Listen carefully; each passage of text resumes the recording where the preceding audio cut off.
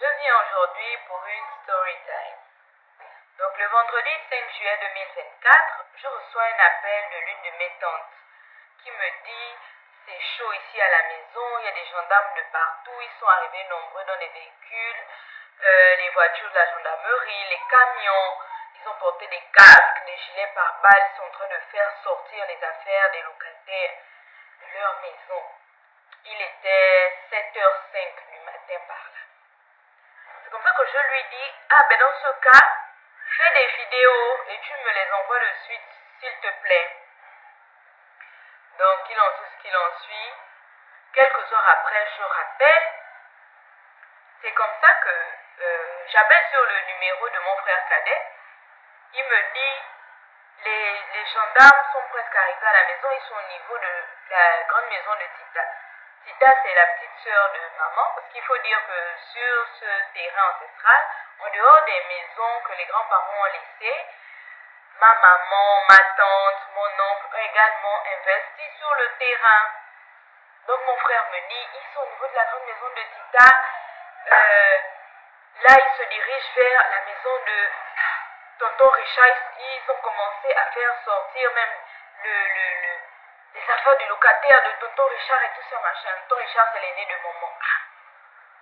J'ai dit, mais donc, ils expulsent vraiment tout le monde sur le terrain et tout ça. Oh oui, tout ça. C'est comme ça que pendant qu'on est en train de parler, mon frère et moi au téléphone, j'entends comment il dit aux gendarmes, vous ne pouvez pas rentrer dans la maison de maman parce qu'elle n'est pas là, elle est en train d'arriver, elle est en chemin, on l'a prévenue, elle arrive. Je n'entends pas ce que les gendarmes répondent, mais j'entends comment mon frère dit, ne me poussez pas, je suis chez moi. Je vous dis que la vieille est en train d'arriver, vous ne pouvez pas rentrer dans sa maison comme ça, faire sortir les affaires en son absence. J'entends ne me poussez pas avec des bruits sourds, boum, boum, boum, boum, boum. Ensuite, plus rien, quelqu'un a coupé l'appel. Donc, je rappelle sur le téléphone de ma tante en question, celle qui m'a contacté tôt le matin. Elle me dit, je suis dans la voiture de la gendarmerie. Ils m'ont arrêté, ils ont pris mon téléphone et ils ont supprimé les vidéos que j'avais faites. Là, ils viennent de me remettre mon téléphone, mais ils m'ont enfermé dans leur véhicule. Je dis, ça c'est quelle histoire? Je dis, mais j'étais en train de parler avec Yannick au téléphone, donc mon frère, et j'ai entendu comme s'il y avait de la bousculade et tout ça. Il disait aux gendarmes, ne me poussez pas, parce qu'il leur a dit en fait de ne pas rentrer de la maison de maman en son absence, qu'elle est en chemin, elle est en train d'arriver. Donc, je suis là et tout, je panique, je me demande un peu ce qui se passe. Quelques minutes après, je rappelle sur le téléphone de la tante en question, elle me dit, je suis dans le véhicule des gendarmes avec Yannick, il est avec moi, lui on l'a menotté. Ça dort. Quelques heures après, j'appelle sur le numéro d'un frangin.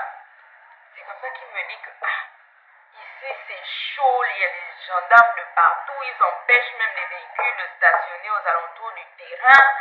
Ils ont cassé les boutiques qui sont en bordure de route là et tout. Pourtant les boutiques étaient ouvertes, ils ont cassé les portes, les fenêtres, ils ont arraché les compteurs d'électricité. Mais pourquoi, machin et tout ça?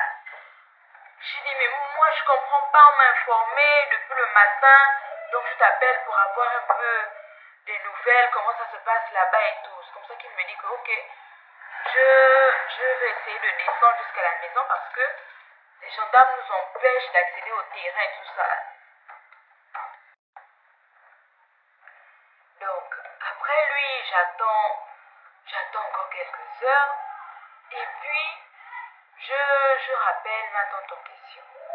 Elle me dit, finalement, les gens ont tellement parlé qu'ils ont fini par comprendre que ce n'est pas bien de faire sortir les affaires des gens en leur absence. Donc, ils sont venus me chercher dans leur véhicule pour me dire de les accompagner, pour faire sortir mes affaires de ma chambre. Je dis, ah ok, d'accord.